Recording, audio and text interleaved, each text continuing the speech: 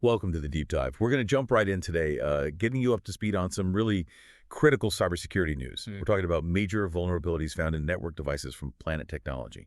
And just quickly, this deep dive is brought to you by Stonefly.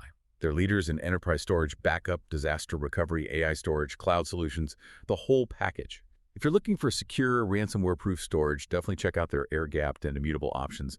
You can just email sales@stonefly.com to get a demo scheduled. Okay, so Planet Technology devices, what kind of things are we talking about here? Network management systems, switches. That's right. And not just minor glitches either. We're looking at significant weaknesses in things like the UNI-NMS Lite, specifically versions 1.0b, 2.1110, and 18 and earlier. Also the NMS 500, the NMS 1000V.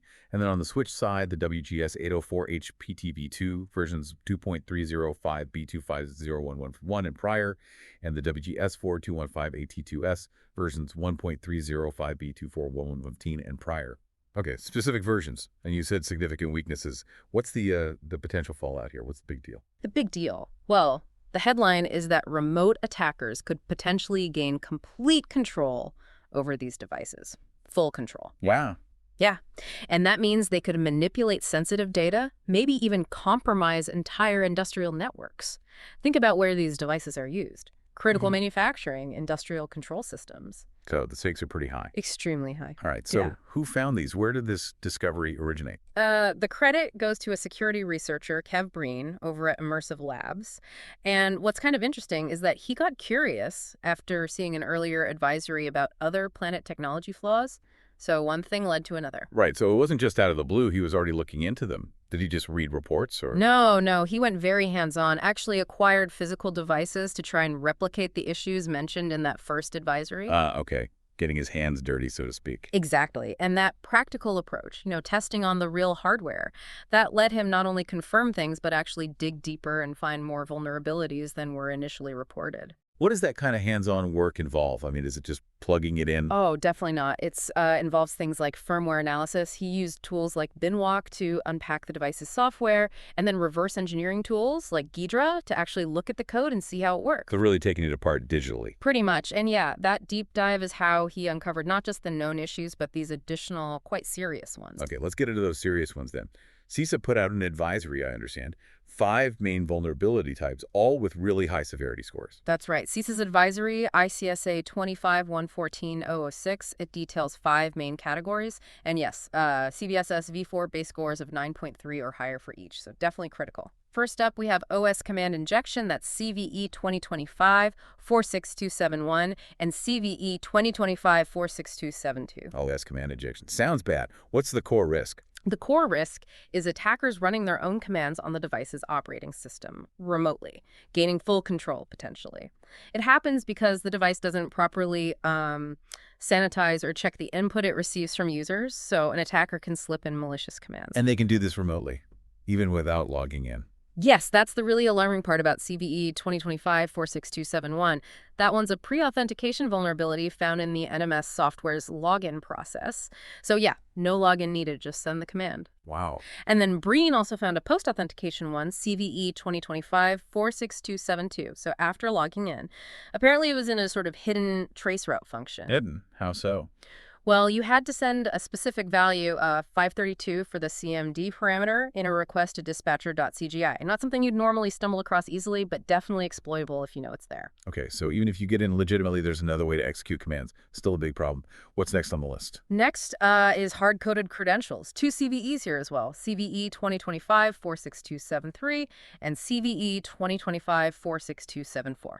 Hard-coded credentials. Yeah. You mean like default passwords baked into the system that everyone uses? Exactly that. It's a classic and frankly terrible security practice, but still surprisingly common. So anyone could potentially just log in using these known default details, like an admin? Potentially, yes. They found defaults used for management interfaces and even the databases underneath. For CVE 2025-46273, it's related to the MQTT service. That's how the management system talks to devices.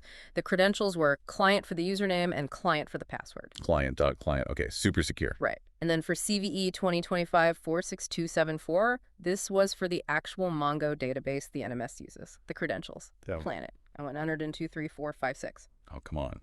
You could guess that in like 5 tries. You probably could, yeah. That's not great. Understatement. Okay, what's the last major category? You said 5. The fifth one is missing authentication for critical functions. That's CVE 2025-46275.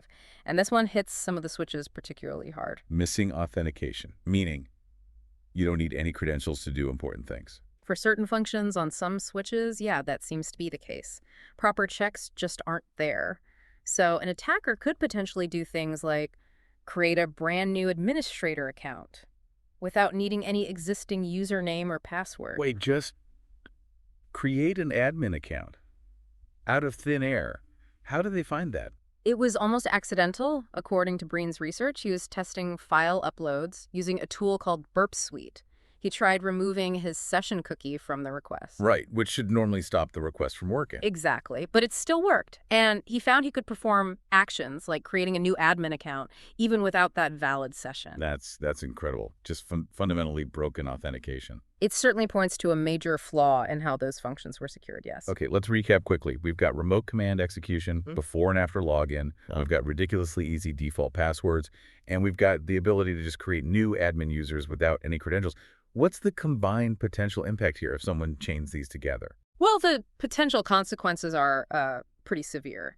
An attacker successfully exploiting these could, read sensitive data off the devices, change configurations, even delete critical information. They could gain their full admin rights over potentially large networks of these devices, execute any command they want on the underlying OS, create those rogue admin accounts we mentioned, manipulate or corrupt the databases the NMS relies on. Basically, total compromise. Pretty much, yeah. Game over for that device and potentially a stepping stone into the wider network. And you mentioned earlier, these devices aren't just sitting in office closets.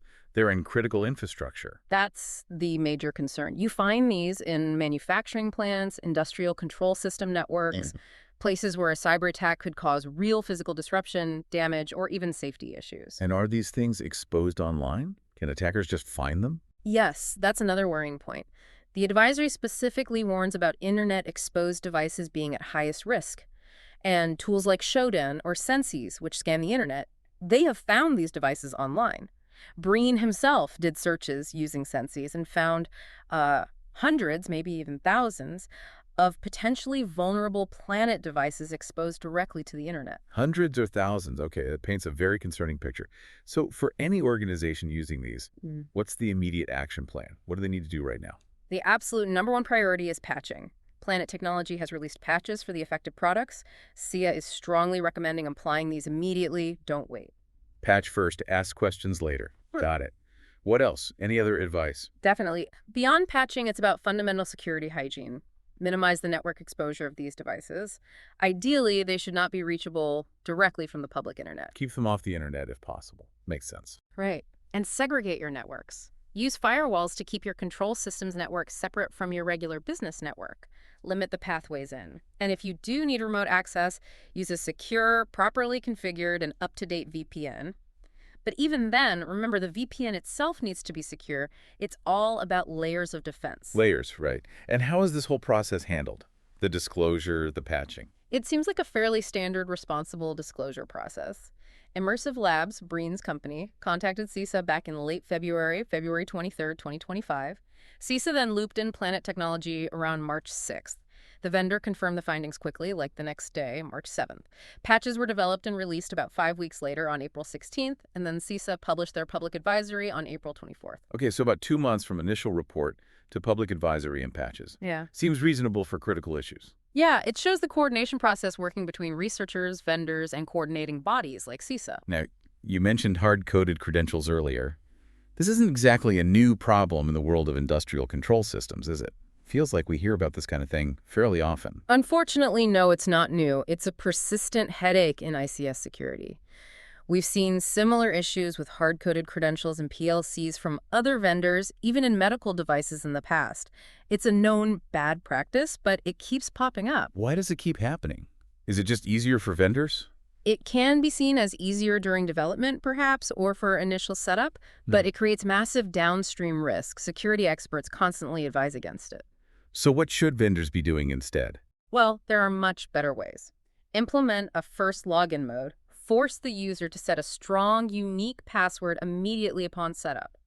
Don't ship with a default. Store any necessary credentials securely using strong hashing and salting techniques, not plain text or easily reversible methods.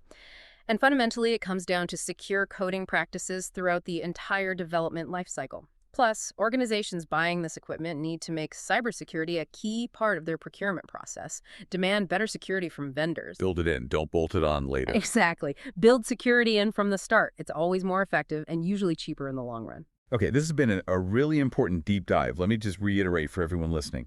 If your organization uses any of the Planet Technology products we mentioned, the UNI-NMS Lite, NMS 500, NMS 1000V, or those WGS switches, you need to apply the vendor patches immediately. Seriously, this isn't something to put off.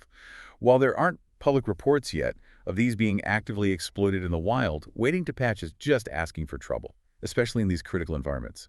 Proactive patching is really your only safe bet here. Absolutely. The potential impact is just too high to ignore. These warnings need to be taken seriously. Which really leads us to a final thought, maybe a question for you to consider. How confident are you really in the security of the network gear you rely on every day, whether it's Planet Technology or another vendor? And maybe more importantly, what steps can you take starting today to get better visibility into potential weaknesses before they become tomorrow's headline? Something to think about. And remember, this deep dive was sponsored by Stonefly. They're leaders in enterprise storage, backup and disaster recovery, AI storage, and cloud solutions.